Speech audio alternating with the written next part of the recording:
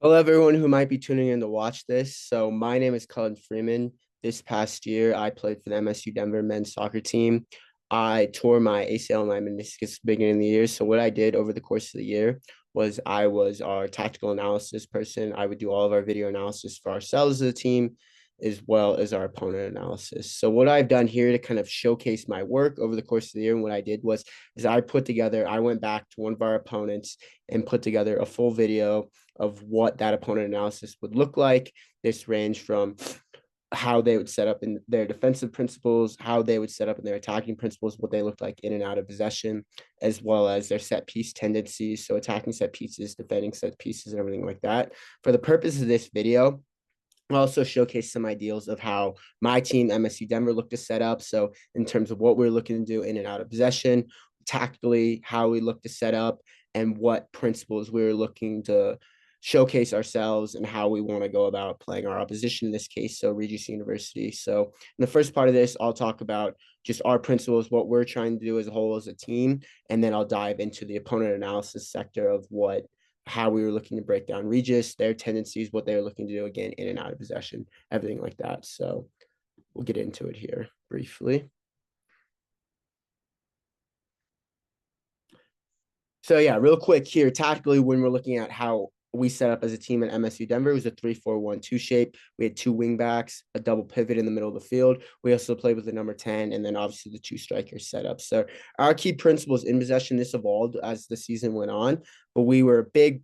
What we focused on probably more than anything else was earning the right to play. So we showcased ourselves over the course of the season as we were really good in possession and building out. We had a couple of matches early on in the season. We played top ranked teams for the Division II landscape, such as University of Colorado, Colorado Springs, and Colorado State University, Pueblo, where we were really good in possession. They were pressing us high up the pitch. We were able to beat their press and advance up the field to a point where they no longer pressed us. They gave us the first third of the field. They sat in a mid or deep block, depending on the phase of the game. And that really proved to us that we'd earned the right to play against an opposition like Regis here. So again, we also had a big purpose and urgency kind of in our decision making and in possession. My coach, Nick Kirchhoff, was very much adamant that he wanted possession with a purpose. So when we had the ball, we were obviously looking to play within, move the ball around, find an overload or a chance to break forward, break lines, get into the attacking third. And then we're in the attacking third.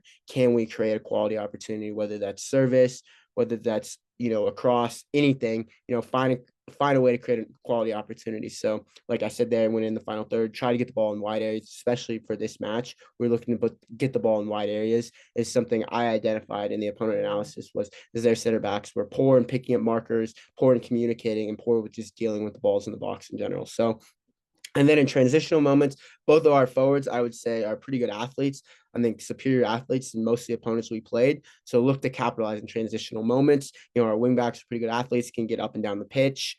And we also, I feel like, have players that want to run both defensively and breaking forward. So that was something a big point for us was in transitional moments, look to capitalize on the space and physical matchups we might have against the opposition. So out of possession, work rate is probably the biggest principle that we showcase within our team and instilled as one of our main team values. Obviously, I think every team says that, but I think in the way we kind of set up out of possession, work rate was a huge principle for us. It usually looked like, again, like a 3-4-1-2 shape. The shape really didn't differ that much. It really depended on the opposition, how we were setting up, how we wanted our forwards to set up. If the opponent was in a 4-3-3, what were we looking to do with our wingbacks? Were our wingbacks looking to press high? In that case, do they have a single pivot? Can our 10 pick him up? They had a double pivot is one of our double pivots coming down to pick them up. So again, all depends on the matchup, the state of the game, the flow of the game.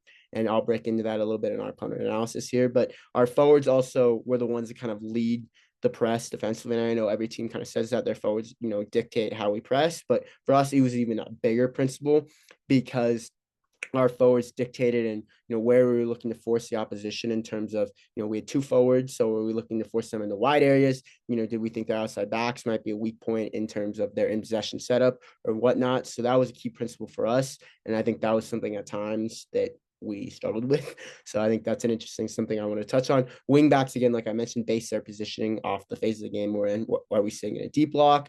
Are we sitting in a mid block? Are we pressing hard the pitch trying to win the ball? Again, what is the our opponent looking to do? Are they a team that's looking to value the ball in possession? Are they looking to be a team that's a little more direct? So all those principles kind of dictated how our wingbacks positioning was set up. And then as a whole, I think our team was very aggressive in duels and, going into tackles, looking to win the ball high up the pitch, to create chances. This also led to more transitional moments for us. So that'll be something I'll get into a little bit more with our opponent analysis sector here. So let this run a little bit. Yeah, so this was our team setup here for our match against Regis.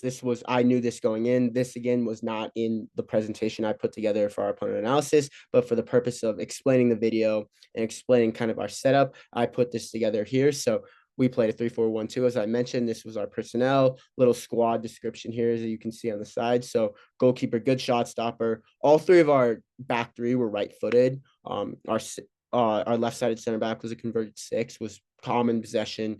Did a very good job manipulating angles to create passing lanes for himself to break forward. So that's how we kind of dealt with that. And he also had a good enough left foot where he could play out of the back. And if a team forced him to play that way, which multiple oppositions did, his left foot was more than adequate to break lines and play forward. And so we felt confident that if a team was shielding the ball to our left-hand side, we could break forward. So center back was probably the best pure defender of the back three, dominant aerial ground duels, adequate distributor of the ball, but he's a little direct in his distribution.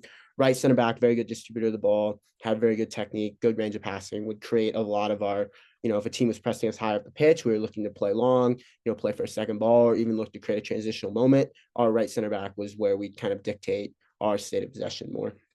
Both our double pivots covered a ton of ground, both very good in possession, as I mentioned earlier, talking about how we kind of earned the right to play over the course of the season. Both our double pivots were very good at receiving the ball back to the game, keeping possession, circulating the ball around the pitch for us to find an overload to break forward, something like that. Both very good players, both smaller guys, but again, covered a ton of ground and worked really hard in and out of possession. They would find themselves a little bit out of possession at times because they both like to break forward and again, cover a lot of ground, be very involved in the state of the game. So again, that created more transitional moments for us to defend. But again, we'll break into that a little bit in the tactical analysis. Wingbacks, our left wing back was right-footed, had an adequate left foot, was more than willing to get to the touchline and serve the ball on his left-hand side. In fact, I think as the season progressed, that was, what he was looking to do most of the time, is most of our opposition knew he was right-footed, would come inside on his right foot and serve the ball from different angles, depending on the opposition, what their defenders were looking to do, where they probably defended best in and around the box, but was more than adequate going down the left-hand side. Right wing back was a very good 1v1 attacker, very good athlete. I think he was a little conservative in his positioning and possession at time, and also just kind of his decision-making in possession. I think it limited our right-handed build-up in moments, so that was something to get into. Number 22, our attacking midfielder, very good player, very powerful off the dribble, can break lines, carry the ball forward in transition, good in and around the box, very creative. His decision-making at times was a little too direct, but very good player in terms of creating quality opportunities and, very powerful carrier and runner in transition.